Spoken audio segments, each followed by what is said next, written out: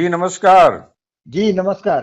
हाँ हम बातचीत कर रहे हैं लेखक आलोचक बंधु कुशावर्ती जी के साथ लखनऊ से। तो जी ठाकुर प्रसाद सिंह को याद करते हुए आज जो पत्रकारिता दिवस भी है, हाँ तो उदंत मार्तंड से इसकी हिंदी की शुरुआत कही जाती है। जी जी जी आप आज की तारीख में पूरे पत्रकारिता परिदृश्य को, उसके खतरे को जी। ठाकुर प्रसाद सिंह के माध्यम से अगर समझना चाहे तो किस रूप में समझेंगे जी? हाँ देखिए, ऐसा है कि एक तो हिंदी पत्रकारिता दिवस के नाते जो हम लोग अब 30 मई को पत्रकारिता दिवस मनाने लगे हैं, हालांकि इसको अब केवल हिंदी पत्रकारिता दिवस कहा जाता है, पर उससे कोई फर्क नहीं पड़ता। तो हुआ ये था कि 150 साल हो रहे थे 1900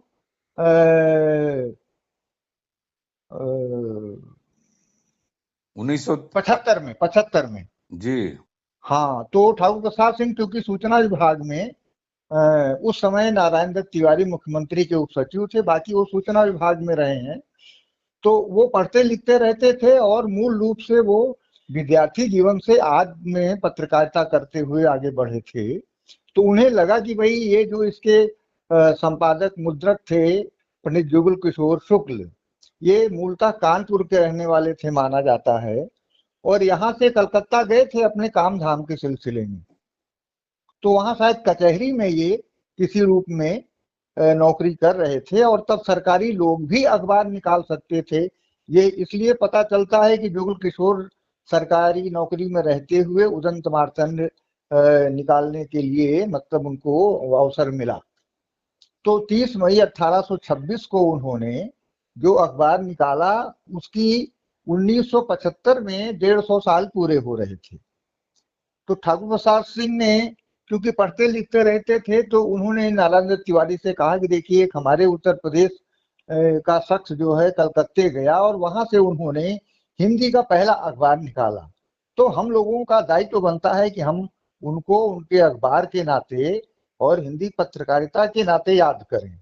तो तिवारी जी तो इस मामले में बहुत सुलझे हुए आदमी थे। उन्होंने कहा भाई, आप जो सब कुछ जानते हैं तो आप इस पे जो करना चाहते हैं करिए, आपको पूरी छूट है। तो उन्होंने एक तो ये तय किया कि हम इसको पत्रकारिता दिवस मनाएंगे। और मजे की बात है कि उस समय इमरजेंसी चल रही थी, तो उस समय तो लेखक पत्रकार ज्यादातर इंदिरा गांधी से, कांग्रेस से सब नाराज थे। तो इसलिए एक बड़ा खतरा तो ये था कि अगर 150वीं साल मनाएंगे तो पता नहीं कितने लोग उसमें शामिल होंगे नहीं होंगे। लेकिन ठाकुर प्रसाद सिंह इस तरह के खतरे जो है मोल लिया करते थे, और उन्होंने, उनके बड़े संबंध थे पूरे देश के लेखकों, साहित्यकारों, पत्रकारों से। तो उन्होंने अपना काम शुरू कर दिया, और वो चाहते थे कि कमलापत त्रिपाठी इस मौके पर जरूर रहें। तो ये 30 मई 1975 को तो कार्यक्रम नहीं हुआ, पर तारीख उसकी तय हुई 5-6 दिसंबर 1975 76।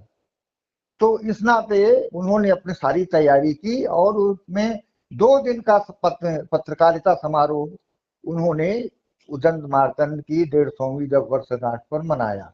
उसमें देश भर से लगभग मुझे लगता है कि एक 300-350 लोग तो आए थे। बाकी लखनऊ के आसपास के लोग आए। रविंद्रालय एक बहुत अच्छी जगह है लखनऊ में, ठीक चारबाग स्टेशन के सामने। तो उसमें ये कार्यक्रम 2 दिन तक हुआ, और तब से ये उसमें तय हो गया था कि अब अगली 30 मई से हिंदी पत्रकारिता के जो पहला अखबार है उससे कम से कम उत्तर प्रदेश में तो हम हिंदी पत्रकारिता दिवस मनाएंगे। तो उसमें देखिए, एक काम ठाकुर प्रसाद सिंह ने और किया। वो किया ये कि उनका ये इरादा था कि कम से कम जो हिंदी के काम उत्तर प्रदेश सरकार के कई विभागों में बटे हुए हैं, वो एक छत के नीचे आ जाएं। तो उन्होंने हिंदी ग्रंथ अकादमी थी जो केंद्र सरकार के पैसे से चलती थी, और हिंदी समिति थी जो खुद उनके सूचना विभाग की एक प्रकाशन संस्था थी, बहुत अच्छी संस्था। और बाकी जो पुरस्कार और सम्मान का कार्यक्रम साहित्यकारों का होता था वो शिक्षा विभाग करता था। तो तिवारी जी से जब उन्होंने चर्चा की तो भाई बोले कि भाई ठीक है, आप ऐसा करिए कि इसका एक संस्थान या कुछ जैसा बन सके बना डालिए। तो ठाकुर प्रसाद सिंह देखिए 5-6 दिसंबर को उन्होंने कार्यक्रम किया और तेजी से लग गए, और 30 दिसंबर 1975 को, हाँ 76 को, ठीक है 76 में ही हुआ था कार्यक्रम, उदंत मार्तंड की 150वीं वर्षगांठ। और 30 दिसंबर 1976 से उन्होंने उत्तर प्रदेश हिंदी संस्थान नाम से उत्तर प्रदेश सरकार के अंतर्गत एक हिंदी के सारे काम करने वाली संस्था की शुरुआत कर दी। उसके वो संस्थापक निदेशक सरकार ने बनाया उनको, और उसमें रह करके काम किया। पर ठाकुर प्रसाद सिंह के साथ दिक्कत ये हुई कि खुद सूचना विभाग के आदमी थे, तो शिक्षा विभाग से उन्होंने पुरस्कार का काम ले लिया। हजारी प्रसाद द्विवेदी उत्तर प्रदेश हिंदी ग्रंथ अकादमी के अध्यक्ष थे, वो जब विलयन हुआ उसका तो वो लगा कि उनका तो पद चला गया। तीसरे ये है कि खुद उनकी हिंदी समिति क्योंकि शामिल कर ली, इसलिए उनके सूचना विभाग के लोग नाराज हो गए। लेकिन उसके बावजूद सारे खतरे उठा करके उन्होंने हिंदी संस्थान, उत्तर प्रदेश हिंदी संस्थान बनाया। और उसके बाद ये तय किया कि भाई जो 30 मई आ रही हम लोगों ने तय किया है, तो उस 30 मई 1977 से हिंदी पत्रकारिता दिवस जो है पूरे देश में मनाया जाएगा। हम ये कोशिश करेंगे, नहीं तो उत्तर प्रदेश में तो मनाया ही जाएगा। और मजे की बात ये थी कि उनसे शिक्षा विभाग नाराज था। वो एक तरह से ऑन डिप्रेशन गए थे, पीसीएस भी नहीं थे वो, लेकिन अपने विभाग के मतलब उस समय सहायक निदेशक थे और तिवारी जी के साथ उप सचिव सूचना के तौर पर काम कर रहे थे। तो उनको आप समझ लीजिए कि बजट वगैरह मार्च के बाद बड़ी मुश्किल से मिलता है। निदेशक से हिंदी संस्थान के आधे समय वो तिवारी जी के यहाँ बैठते थे उनके उप सचिव के नाते, और आधे समय वो उत्तर प्रदेश हिंदी संस्थान में निदेशक के नाते बैठते थे दोपहर के बाद। फिर भी उन्होंने एक मेरे ख्याल से 1890 के आसपास हिंदी पत्रकारिता की पुस्तक तैयार हुई थी बनारस से, भारतेंदु परिवार के कोई सज्जन थे। एक तो उन्होंने वो किताब छापी 30 मई 1977 को। दूसरे, पूरे प्रदेश में हो, क्योंकि सूचना विभाग में थे तो उसके माध्यम से उन्होंने पूरे प्रदेश में प्रयत्न किया। तो पूरे प्रदेश में क्या मतलब पूरे देश में आप समझिए कि जो हिंदी पत्रकारिता दिवस या पत्रकारिता दिवस शुरू हुआ उसका श्रेय ठाकुर प्रसाद सिंह को है। अगर वो नहीं होते तो मुझे नहीं लगता है कि कोई इस बात की नोटिस लेता, और आज जो हम लोग 30 मई को पत्रकारिता दिवस मनाते हैं तो वो आज मनाया जा रहा होता। तो इसलिए मैं मानता हूं कि इसका श्रेय ठाकुर प्रसाद सिंह को जाना चाहिए। और वो लेकिन उनको मुझे लगता है कि बहुत कम लोग जानते हैं कि इसका श्रेय ठाकुर प्रसाद सिंह को है। तो इसलिए मैं आज के दिन भी उनको याद करना चाहता हूं। और हमारी हिंदी पत्रकारिता को अब 199 साल इस 30 मई को आज पूरे हो रहे हैं उदंत मार्तंड के। कल से 200वां वर्ष शुरू होगा। तो ये भी एक ऐसा आज का दिन मुझे लगता है कि महत्वपूर्ण है कि हम उदंत मार्तंड के 200वें साल में आज के बाद प्रवेश कर रहे हैं। तो एक तो मेरा ये कहना है कि आज के दिन हम लोग अगर ठाकुर प्रसाद सिंह को याद करते हैं तो हम समझते हैं कि उदंत मार्तंड को भी और हिंदी पत्रकारिता दिवस को भी रेखांकित करने में जो उनकी भूमिका रही है उसे हम एक हिंदी का होने के नाते अगर करते हैं तो ये एक महत्वपूर्ण बात है और याद किया जाना चाहिए। ये मेरा कहना है। तो उस समय क्या आपको याद है कि उस समय इमरजेंसी का भी काल था? जी। और उसके बाद का जो माहौल आप देख रहे हैं कि पत्रकारिता, हिंदी पत्रकारिता को लेकर कहा जा रहा है आज की तारीख में काफी समझौता ग्रस्त होती जा रही है, काफी हाँ। समझौते हो गए हैं। क्या जी। उस प्रोग्राम में आप थी या इसको लेकर आपने कोई बात सुनी थी कि एक तो इमरजेंसी का माहौल जहां स्वतंत्रता के सारे अधिकार हाँ। हनन हाँ। हुए थे, कोई जी। ऐसी बात आपको याद है उसको लेकर कभी ठाकुर प्रसाद सिंह ने कोई काम किया हो? नहीं, देखिए ठाकुर प्रसाद सिंह के बारे में हम लोग कभी और बात कर लेंगे। उनका जीवन बड़ा संघर्षपूर्ण रहा है। और एक बात तो इस समय अगर मैं कह दूं कि जब वो मुश्किल से 3 साल के थे तो उनके पिता का पारिवारिक कारणों से मतलब हत्या कर दी गई थी। तो वो तो बिना पके पिता के रहने वाले थे, और लेकिन प्रतिभाशाली थे। तो इस नाते उन्होंने बड़े संघर्ष के साथ पढ़ाई लिखाई की और अपना पूरा जीवन जिया। तो इस नाते उस संघर्ष की जो उनकी एक पूरे जीवन में भूमिका रही है, वो कभी कोई काम करने से नहीं घबराते थे और ये मान लेते थे कि भाई ठीक है, अगर हम असफल भी होंगे तो कम से कम हम शुरुआत करने के तो में जो हमारी भूमिका हो सकती है। और उनकी एक बहुत अच्छी कविता है, हारी हुई लड़ाई का वारिस। तो उनका कहना यह था कि हम लड़ाइयां तो लड़ते हैं। अगर कविता याद है या कविता के नहीं, वो कविता तो याद नहीं है, कुछ पंक्तियां पर याद उसमें है तो। उन्होंने जो कहा है उसका मैं सार संक्षेप बता रहा हूं। उनका कहना है कि देखिए, देशों की लड़ाइयां हो, कोई भी लड़ाइयां हो, जीतने हारने के लिए लड़ी जाती हैं। लेकिन अगर हम हार भी जाते हैं तो जो उस लड़ाई को आगे बढ़ाने की विरासत को संभालता है वो महत्वपूर्ण योद्धा है। इसलिए कि अगर लड़ाई की विरासत को संभालने वाले लोग नहीं होंगे तो लड़ाई आगे नहीं बढ़ पाएगी। हारने के बाद आदमी या सेना या कोई राज्य बैठ जाएगा और उसके बाद फिर उसका पतन शुरू हो जाएगा। तो ये बहुत महत्वपूर्ण बात है कि ये हौसला रखना कि हम अगर लड़ाई हार भी गए हैं तो हम अभी जीतने के लिए हैं और उस जीतने के लिए हमको कोशिश करनी चाहिए। तो ये उनकी बहुत महत्वपूर्ण कविता है। कविता मुझे नहीं याद है, पर मैं मानता हूं कि क्योंकि कवि थे और सारा कुछ था, तो उन्होंने देखिए बहुत बड़ा खतरा मोल लिया 5-6 दिसंबर 1976 को लखनऊ में उदंत मार्तंड की 150वीं वर्षगांठ मनाने का। और उनके मतलब इतने सारे संबंध थे कि उस नाते कम से कम 300 लोग उस कार्यक्रम में लखनऊ से बाहर के आए थे। तो इमरजेंसी होते हुए 300 लोगों को हिंदी के नाम पर, हिंदी पत्रकारिता के नाम पर बुला लेना, ये महत्वपूर्ण बात थी। और जाहिर है कि इमरजेंसी थी तो कुछ ना कुछ तो मुद्दे होने थे।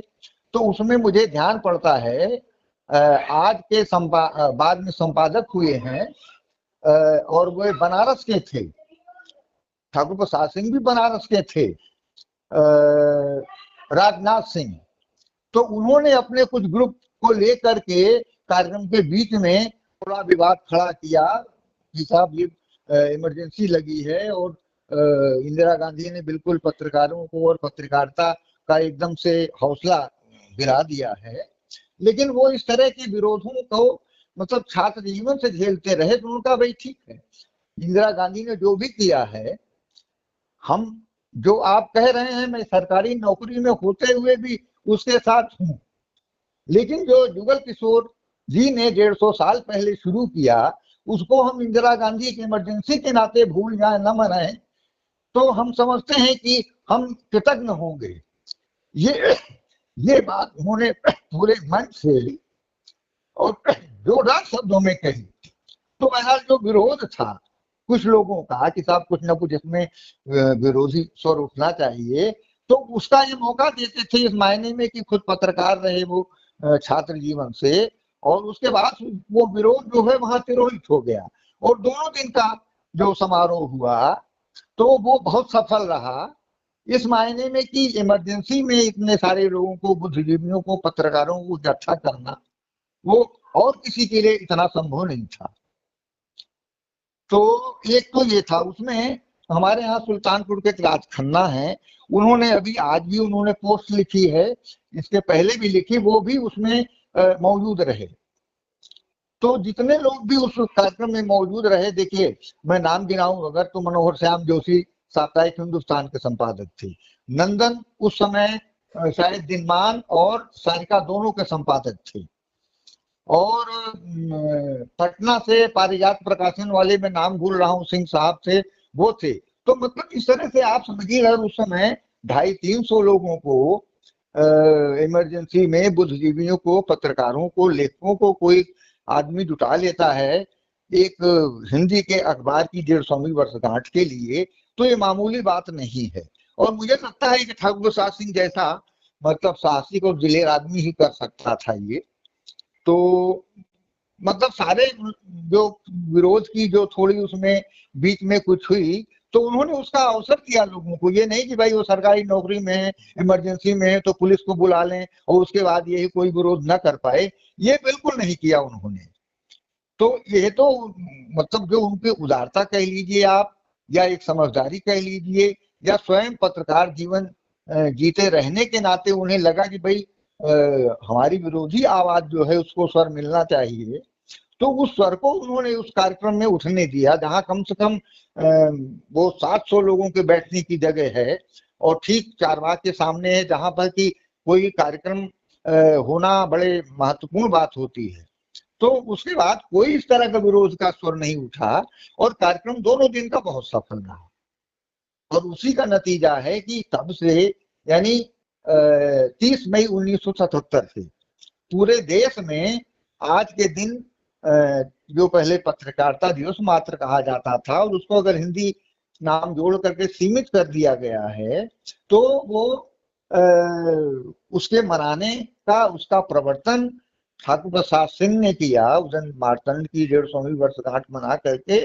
तो ये मैं महत्वपूर्ण मानता हूं। और आज के दिन उदंत मार्तंड को, जुगल किशोर शुक्ल जी को और ठाकुर प्रसाद सिंह को ही नहीं, जितने लोग, क्योंकि देखिए एक महत्वपूर्ण बात यह है कि हिंदी पत्रकारिता तो मुख्यतः कलकत्ते से शुरू हुई है इसी अखबार के जरिए।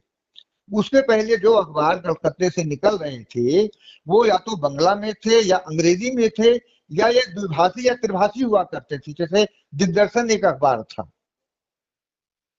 लेकिन अच्छा, दिग्दर्शन अखबार में होता यह था कि केवल जो जहाज आते जाते थे सामान उतारने के लिए, और जो बाजार का भाव होता है उसमें केवल हिंदी में इतना ही छपता था।